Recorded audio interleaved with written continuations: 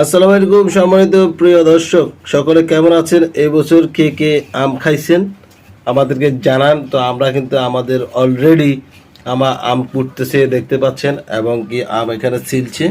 একটু পরে এটা দিয়ে আচার বানানো হবে, সেটাও আপনাদেরকে দেখাবো। আমাদের সঙ্গে থাকবেন, ভিডিও টান দিয়েন না। আম ভর্তা বানানোর জন্য কি কি উপাদান দিতে হয়? প্রথমে আমটা আমরা ভালোভাবে কুটে নেব, এরপরে দিয়েছি চিনি, তারপর লবণ, কাঁচামরিচ, এরপরে দুধের যে গুঁড়া আছে, গুঁড়া পাউডার, এগুলা দিয়ে এখন ভালোভাবে মাখাবো।